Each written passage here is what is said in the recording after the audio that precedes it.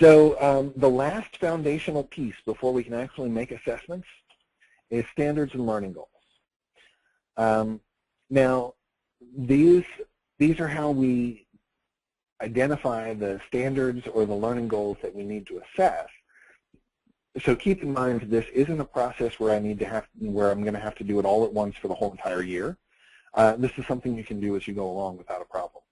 So if you look forward to whatever you're going to assess next, if you don't have those standards in the system, you'll need to enter those standards, but you don't have to do them all at once.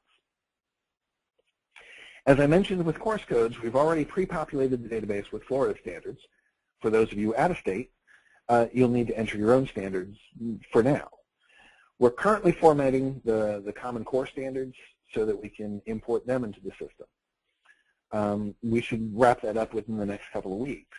And then we're going to focus our attention on the next generation science standards, which should be completed a couple of weeks after that. Once we have those ready, we'll start working on the standards for the various states. Until we're able to import the standards that you teach, you'll need to add those standards by clicking the Add Standard button.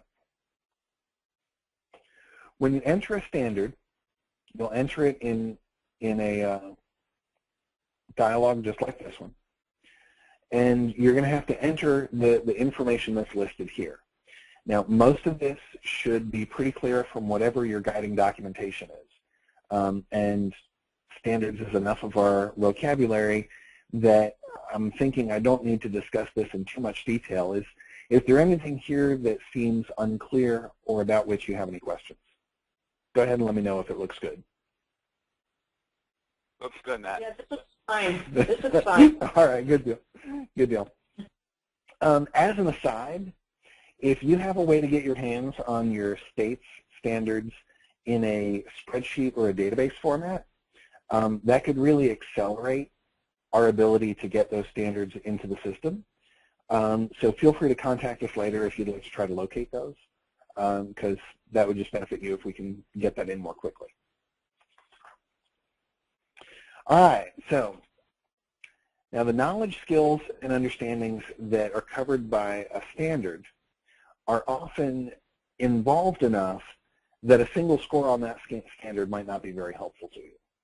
So, for example, if a student is struggling with adding and subtracting fractions, how do you address that? Is the student having difficulty with understanding fractional notation? Do they have difficulty with what the fraction represents, or is it more difficulty with the process? And if it's the process, which part of the process? Could be simplification or common denominators or converting improper fractions into mixed numbers and vice versa. There's several instructionally relevant layers there, and so learning goals help you sort of parse that out into specific sub-skills or bodies of enabling knowledge that contribute to success on any given standard. Right? The goal is that you can measure more specifically and get more informative feedback.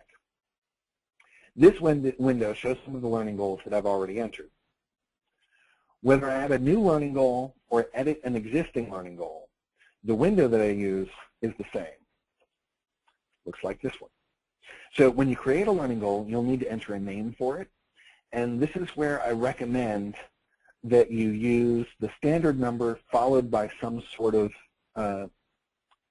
series indicator, like ABC or an additional 1, 2, 3 or something like that, because that makes it really quick and easy to identify sort of what it relates to. In the description, you'll want to enter a concise but complete description of what this learning goal covers.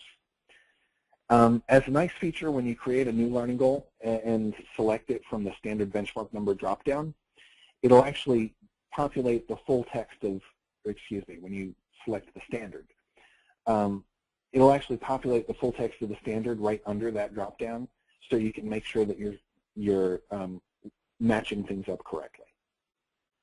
Now that feedback is not shown in this screen because I edited the learning goal to get here. Also, remember that learning goals are very helpful, but they're also optional. When you create assessment items, you have to match them up to a standard, but you don't have to match them up to a learning goal as well. You can, but if you do match them up to a learning goal, you get that additional detail. All right. So now we have all the component pieces set up. We're ready to start creating assessments.